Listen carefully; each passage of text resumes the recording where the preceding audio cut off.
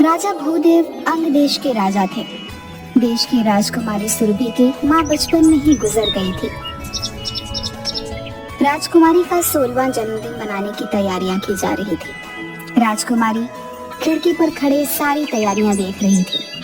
अचानक राजकुमारी ने देखा सिपाही खतरनाक जानवरों को अंदर लेकर आ रहे हैं। महाराज, इन सभी जानवरों को महल के अंदर क्यों लाया जा रहा है? राजकुमारी, मनोरंजन के लिए। तुम्हारा जन्मदिन जो आ रहा है।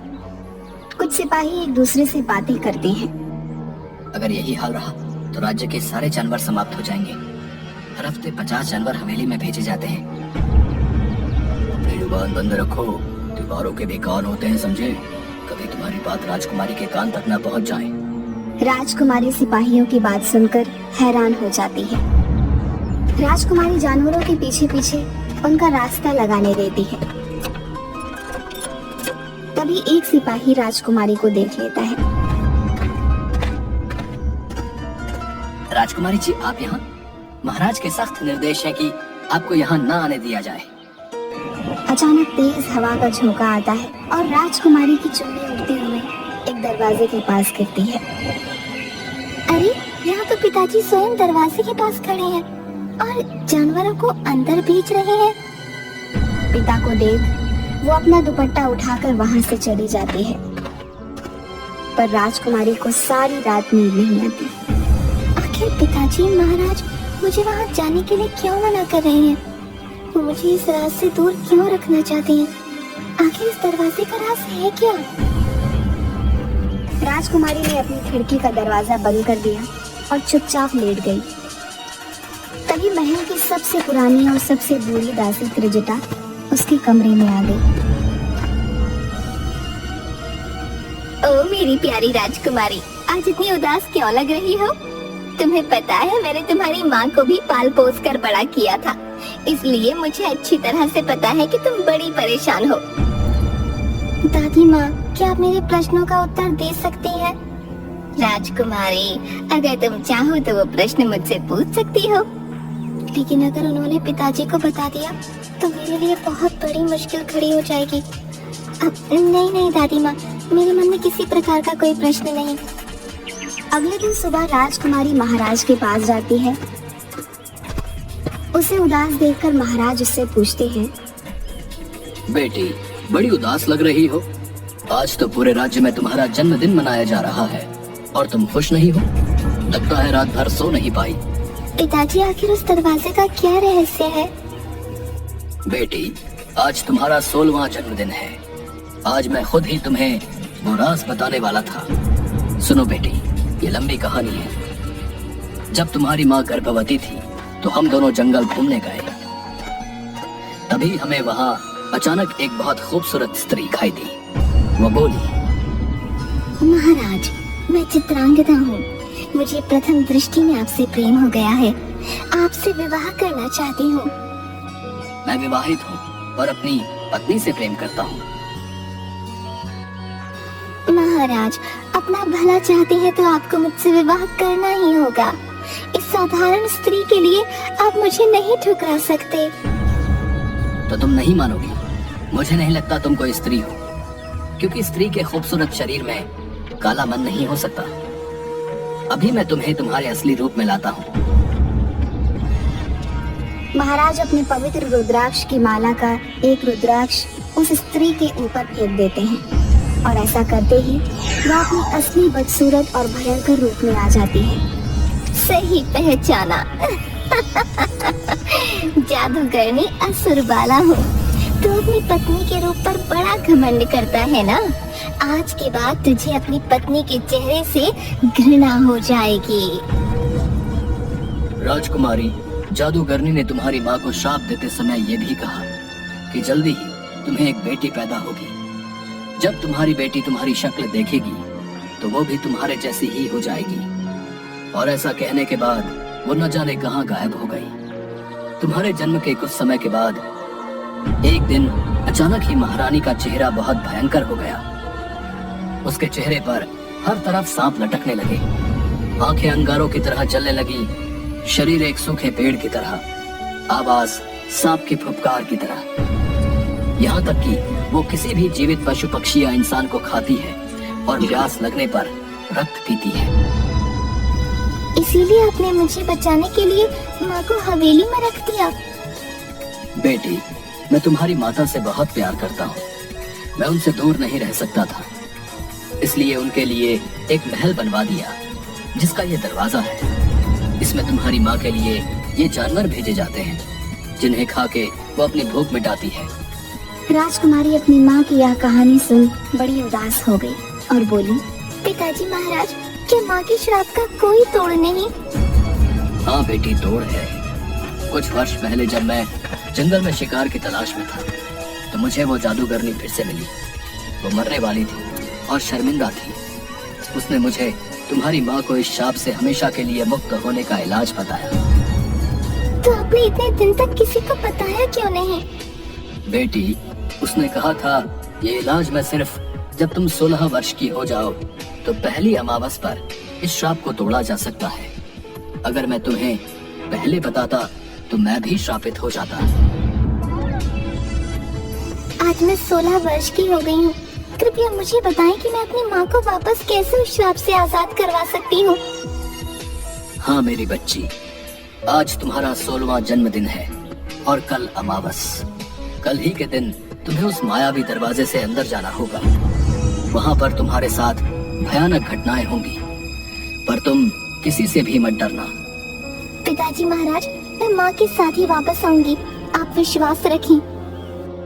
राजकुमारी, सोच लो, तुमको केवल 2 चीजों का ध्यान रखना है, अपनी नेकी और बुद्धि। इनका साथ कभी नहीं छोड़ना। अगर इन दोनों का इस्तेमाल किया तो तुम माँ तक जरूर पहुँच जाओगी। क्या माँ मुझे पहचान लेंगी? राजकुमारी, जादूगरनी ने तुम्हारे लिए हर कदम पर चुनौतियाँ रखी हैं और ये चुनौतियाँ तुम्हें ही पार करनी होंगी, तभी तुम्हें आगे का रास्ता मिलेगा।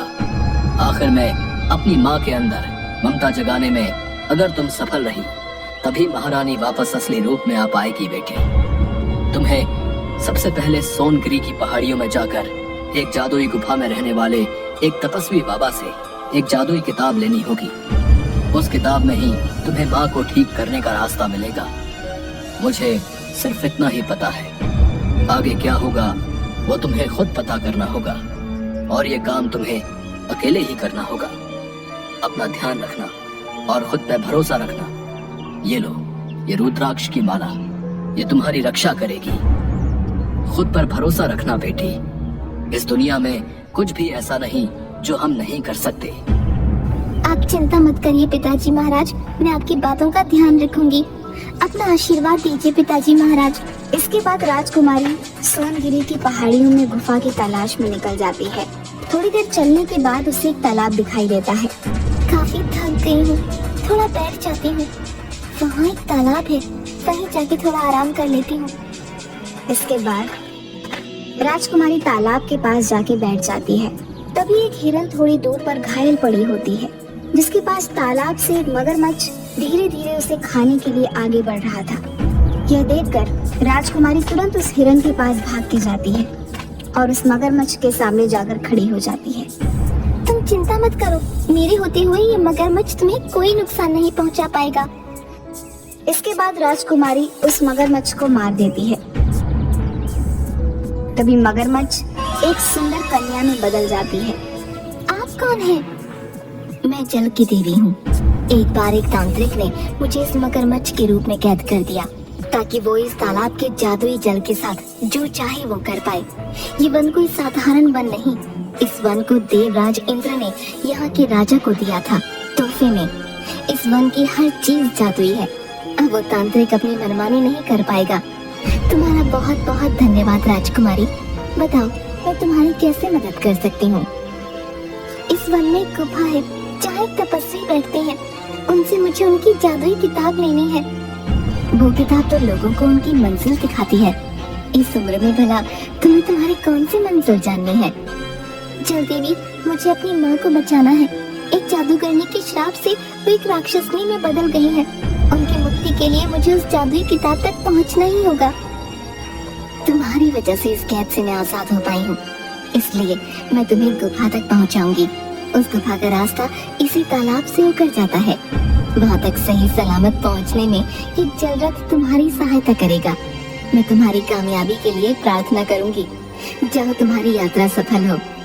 इसके बाद राजकुमारी उस जलरथ में बैठकर तालाब के अंदर चली जाती है। थोड़ी देर बाद वो गुफा तक पहुंच जाती है।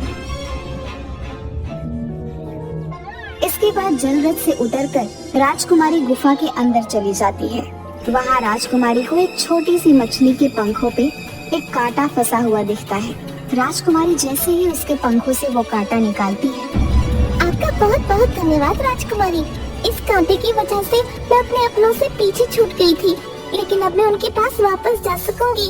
धन्यवाद राजकुमारी। वैसे आप यहाँ क्या कर रही हैं? इस जगह तो इंसानों को आए सालों बीत गए। मुझे यहाँ जो तपस्वी रहते हैं ना, उनसे मिलना है।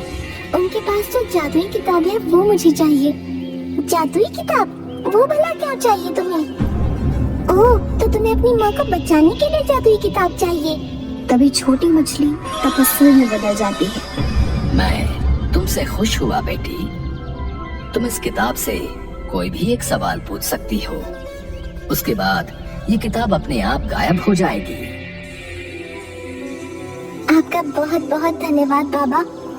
आखिरकार मैंने अपनी पहली मंजिल पार कर ही ली है। जादुई किताब, मुझे बता, मैं अपनी माँ को उस जादूगरनी के श्राप से कैसे आजाद कर सकती हूँ? इस श्राप से मुक्ति तभी मिलेगी जब कोई जंगल की आत्मा के मणि को महारानी के माथे के बीचों बीच लगा दे। इससे महारानी अपने असली रूप में आ जाएगी। इसके बाद राजकुमारी उसी जलरथ में बैठकर वापस आ जाती है।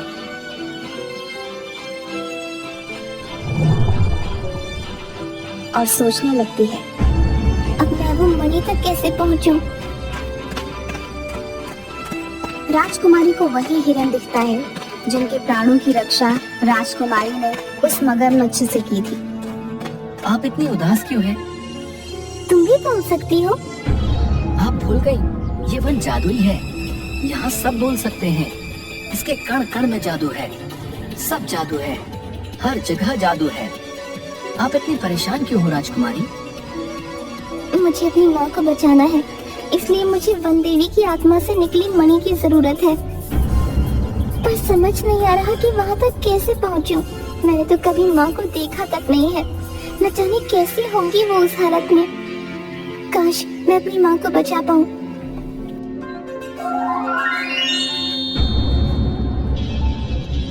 राजकुमारी भाग जाइए यहाँ से, वरना ये मेरे साथ साथ आपको भी मार के खा जाएगा। जाइए राजकुमारी, आप चली जाइए यहाँ से। मैं तुम्हें छोड़ के नहीं जा सकती। तुम यहाँ से जाओ, मैं इसका ध्यान भटकाती हूँ। उतने में तुम भाग जाना, ठीक है? नहीं राजकुमारी, ये हमारी नियति है। हमारे जन्म लेते ही मौत हमारा पीछा करने लगती है, लेकिन आपको अपनी माँ को बचाना है। आप जाओ यहाँ से, मैं इसका ध्यान भटकाता हूँ। मैं एक क्षत्रिय हूँ। इस तरह पीठ दिखा के भागना हमारे खून में नहीं है। इस दानव का मैं वो हाल करूँगी कि आज के बाद किसी को नहीं खा पाएगा। इसके बाद राजकुमारी उस दानव से लड़ने लगती है।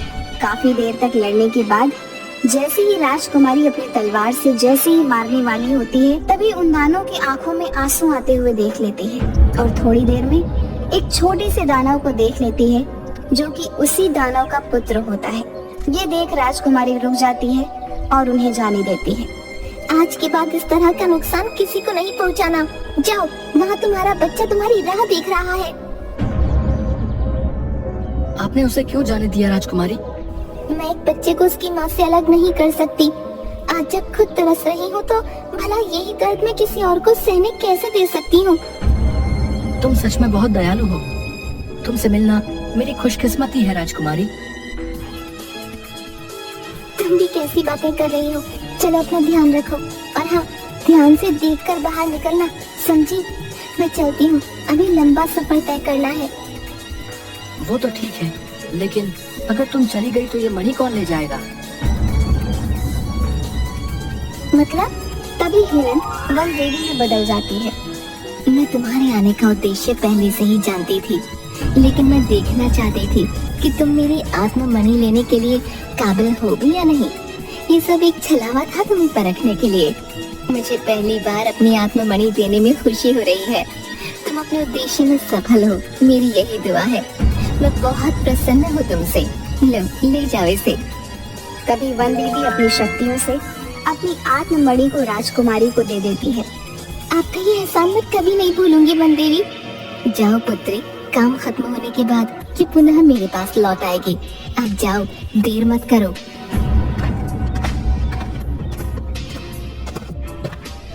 इसके बाद राजकुमारी अपने महल वापस आ जाती है। तुम आ गई बेटी। आपके आशीर्वाद से मैं माँ को ठीक करने का उपाय भी ले आई हूँ। अब बस महल के उस कमरे में जाकर माँ को बचाना है। हाँ बेटी, भगवान तुम्हारी मदद करेंगे। इसके बाद राजकुमारी उस कमरे में चली जाती है। राजकुमारी हवेली के दरवाजे अंदर चली जाती है। चारों तरफ भयंकर जानवर और मांस की बदबू फैली हुई थी। राजकुमारी जैसे ही उस आखिरी कमरे में पहुंची, तभी उन्हें एक बड़ी भयानक औरत नजर आई, जिसको देखते ही राजकुमारी डर की चीख पड़ी। कहीं ये औरत तो मेरी माँ नहीं? मैंने इतना भयानक चेहरा कभी नहीं देखा था। डरी हुई राजकुमारी ने अपनी आँख को संभाला। वह औरत राजकुमारी को खाने के लिए आगे बढ़ी और मुंह से सांप की फुफकार निकालने लगी। माँ, आप मुझे खाना चाहती हैं? मेरे लिए सौभाग्य की बात होगी माँ, अगर मैं आपका भोजन बन पाऊँ, आपका अंश आप में ही समाहित हो जाए। मेरा अंश? तुझ जैसी खूबसूरत राजकुमारी मेरा अंश नहीं हो सकती। नहीं माँ, पहचानो, मैं आपकी ही बेटी हूँ। बेटी? मेरी बेटी? हाथ में तलवार लेकर मुझे मारना चाहती है? माँ, एक बार मुझे गले से लगा लो, तुम्हें सब याद आ जाएगा। नहीं, मुझसे दूर रह, तुझे डर नहीं लगता? औरत ने राजकुमारी के बालों को पकड़ उसे दूर फेंक दिया। राजकुमारी के शरीर से खून निकलने लगा। चली जा, हट जा यहाँ से, वरना तुझे चबा चबा के खा लूंगी। तुझे डर नहीं लगता? ये देख मेरे दांत। माँ, कभी माँ के पास आने में भी किसी को डर लगा है? बचपन से माँ के प्यार को तरस रही हूँ, मुझे एक बार गले से लगा लो माँ। राजकुमारी दौड़कर उस भयानक औरत को गले लगा ली। औरत ने अपने दांत उसके शरीर में गड़ा दिए। राजकुमारी दर्द से चिल्लाई, माँ! लेकिन तभी राजकुमारी ने उस मणि को महारानी के माथे के बीचों बीच लगा दिया। मणि के माथे में समाते ही महारानी अपने असली रूप में आ गई। उसके ऐसा करते ही महारानी के दिल में ममता भर गई और आंखों से आंसू निकलने लगे। मेरी बच्ची, मुझे सब याद आ गया। तूने मुझे इंसान बना दिया, मैं श्राप मुक्त हो गई। ऐसा कहते ही वह औरत महारानी के रूप में परिवर्तित हो गई। जादूगरनी का श्राप सदा के लिए खत्म हो गया। राजकुमारी अपनी माँ के गले लग गई। चलो माँ, घर चलो, पिताजी महाराज आपकी राह देख रहे हैं। दोनों की हवेली से बाहर आते ही चारों तरफ खुशियां मनाई जाने लगी। पूरे राज्य में उपहार बांटे गए। आज मेरा परिवार फिर पूरा हो गया। मेरी महारानी राजकुमारी के कारण वापस आ गई। मुझे तुम पर गर्व है बेटी। आज से तुम होगी इस राज्य की नई उत्तराधिकारी। हम हमेशा सोचते थे कि हमारे बाद ये राज्य कौन संभालेगा, लेकिन जिसकी तुम निडर बेटी हो, उसे किसी बेटे की क्या जरूरत। पिताजी महाराज, आपने मुझे इस लायक समझा, आपका बहुत बहुत धन्यवाद। मैं आपकी सारी उम्मीदों पर खरी उतरूंगी, देख लीजिएगा। राजकुमारी के साहस के कारण हवेली के खूबसूरत दरवाजे को हमेशा के लिए खोल दिया गया और राजकुमारी अपने माता पिता के साथ खुशी खुशी महल में रहने लगी।